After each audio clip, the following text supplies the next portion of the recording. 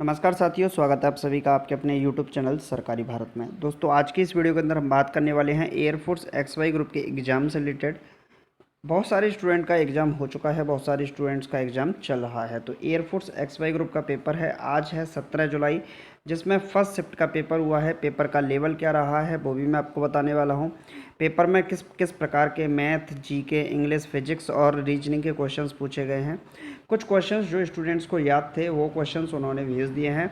और एयरफोर्स में अभी पेपर का लेवल की बात करें तो आसान है। आज का पेपर तो बहुत ज़्यादा आसान लेवल का रहा है, ज़्यादा टफ नहीं है। लेकिन अगर लेवल की बात करें, ओवरऑल पेपर की बात करें, तो पेपर का आज का जो लेवल था इजी टू मॉडरेट लेवल रहा है। इजी टू मॉडरेट है।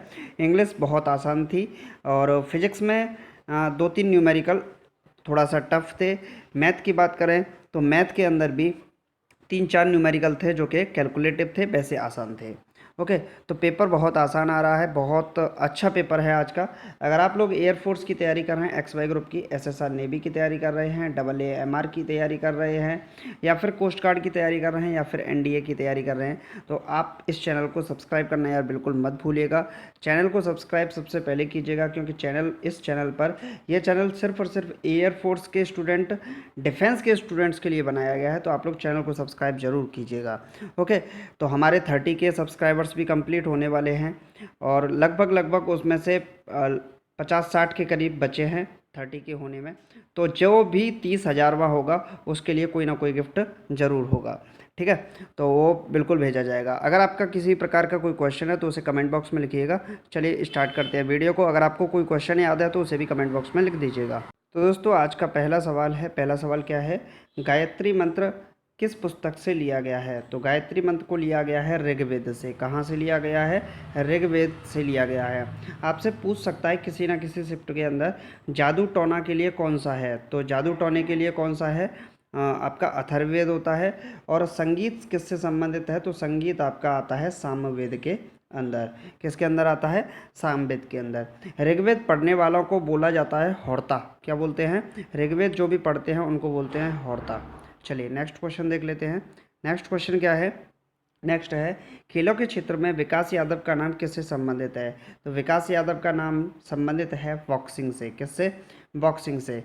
चलिए आप लोगों को बताना है मरियप्पन थंगावेलु का संबंध किस क्षेत्र से है? मरियप्पन थंगावेलु, मैं आपको बता दूं 2020 में इनको राजीव गांधी खेल रत्न पुरस्कार से पुरस्कृत किया गया था।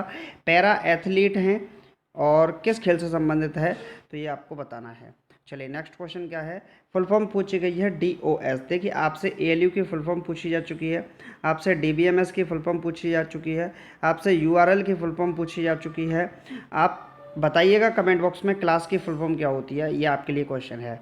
ओके, तो डॉस की फुल फॉर्म DOS की पूर्ण रूप क्या होता है? तो डिस्क ऑपरेटिंग सिस्टम। क्या होता है?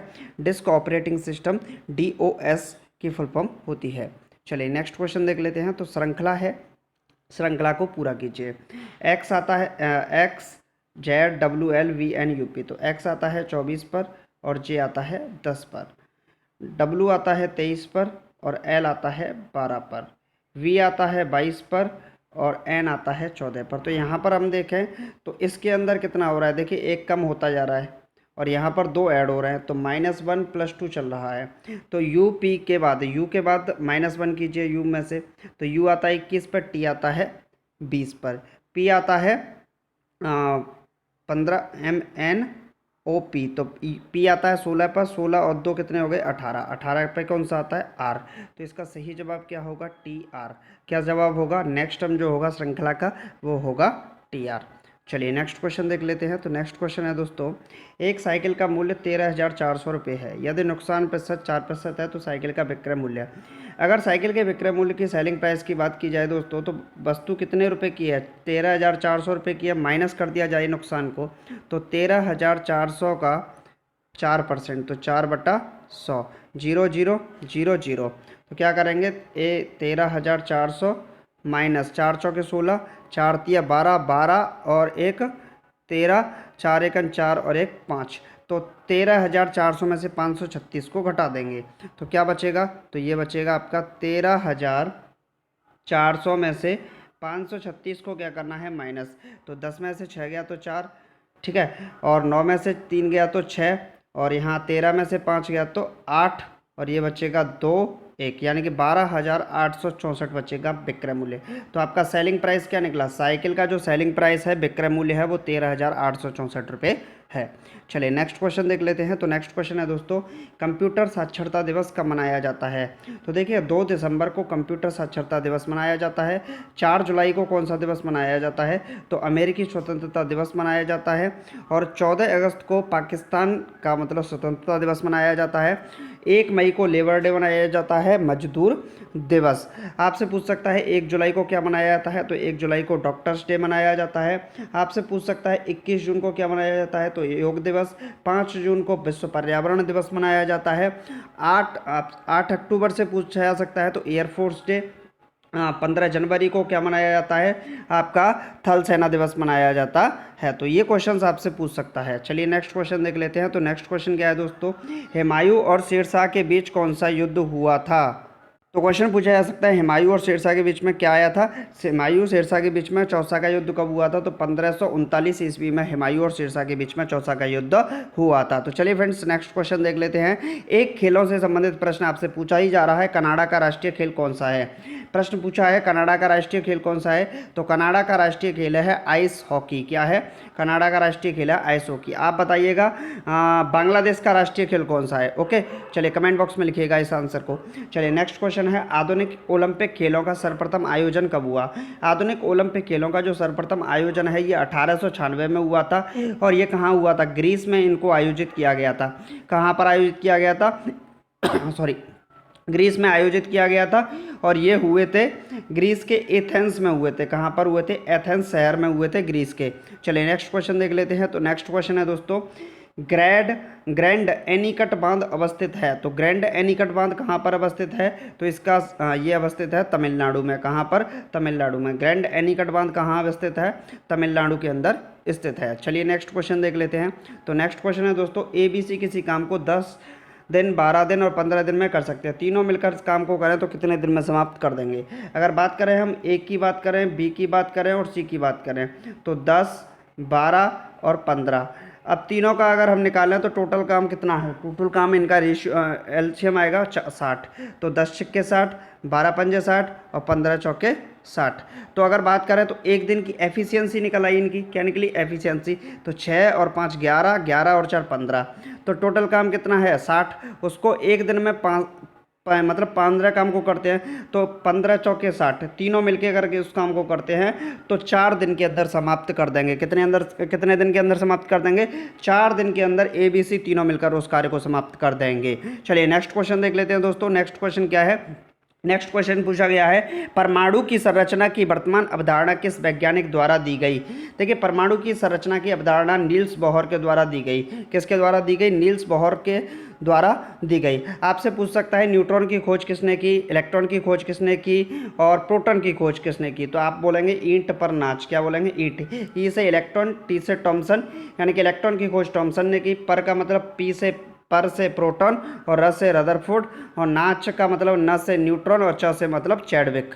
ओके, तो चलिए नेक्स्ट क्वेश्चन देख लेते हैं। तो नेक्स्ट क्वेश्चन है दोस्तों, दो संख्याओं का अनुपात 3:4 है, उनका मासा 4 है, तो उनका लासा क्या होगा? देखिए दो संख्या है A और B, दो संख्या है, उनका अनुपात कितना है? 3:4 है। अगर बात करें संख्याओं की तो हम मान सकते हैं 3x और 4x दोनों संख्याओं को, उनका मासा कितना है? 4। तो HCF दे रखा है 4, तो यहाँ पर HCF कितना है? x की वैल्यू कितनी होगी? 4। तो संख्या क्या निकलेंगी? 4 तिया 12, 4 चौके 16। एलसीएम निकालेंगे 12 और 16 का। 12 का और 16 का एलसीएम कितना आएगा? तो यहाँ से जो एलसीएम निकलेगा, इनका जो एलसीएम आएगा वो आएगा 48 आएगा। क्या आएगा? 48। तो दो संख्याओं का जो एलसीएम निकलेगा वो क्या निकलेगा? 48 निकलेगा। चलिए नेक्स्ट क्वेश्चन देख लेते हैं। भारत के 67वें ग्रैंड मास्टर कौन बने हैं? भारत के 67वें ग्रैंड मास्टर कौन बने हैं? तो ये बने हैं लियोन मेंडोका। क्या बने हैं? लियोन मेंडोका भारत के 67वें ग्रैंड मास्टर बने हैं।